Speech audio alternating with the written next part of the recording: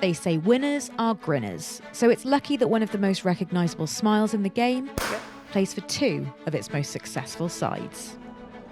Zoe Aldcroft is one of the first names on any team sheet.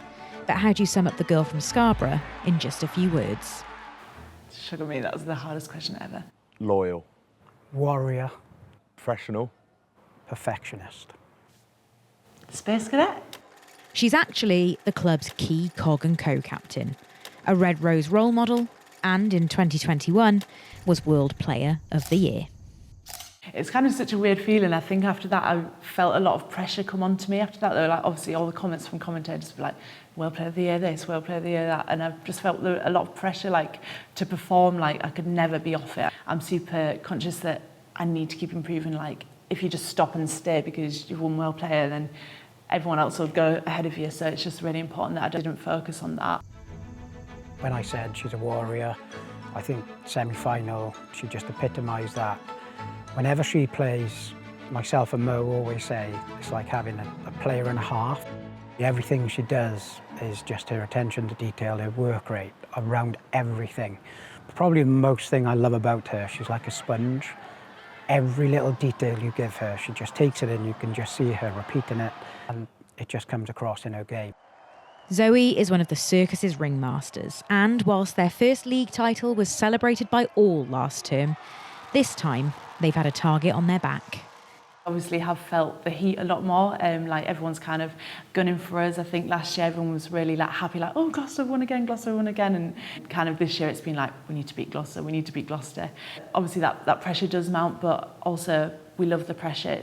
It means we've succeeded in something. We want to build a legacy with this team. Like we don't just want 1 year of being really successful and then dropping off after that. We want to build and build and build. You didn't start most of the season because you've been out with injury, but you have re-signed in that time. Was there ever any second guessing about that? I'm from Yorkshire born and bred, but I am an adopted Gloucester gal now.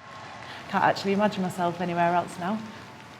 Luke, my fiance, he coached at Leicester, so I did have some nagging in my ear to maybe go there. Did you have any concerns over that you might lose her to the Tigers? Yeah, look, I get on very well with Luke. I used to coach him, and we have some honest conversations, and he said, I'll definitely be looking to get Zoe, and I said, I'll be definitely looking to keep Zoe. You'd love to have one of her in your team. She was very special. I mean, there's a lot that everyone sees on the pitch and probably hear a lot away from the pitch, but I think like we spoke about before, like she's just so humble. Like honestly, you wouldn't have a clue. Like you could walk past her and you wouldn't know that how good she is at rugby, how good a person she is. Sean Lynn has coached both of you. Who do you reckon he'd say is the better player? Oh, I could tell you better on the night out. That's probably her as well, actually, to be fair.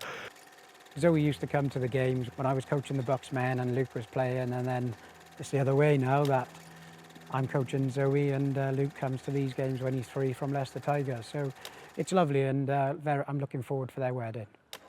That's right. A PWR final to prepare for, and then a wedding, just 5 days later.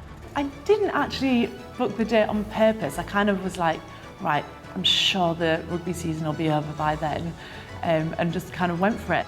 Yeah, that was very lucky, to be fair. We didn't have a clue. I'm kind of hoping I won't come out with any black eyes or anything, but if I do, I'm sure I'll get the arnica on and get the ice on.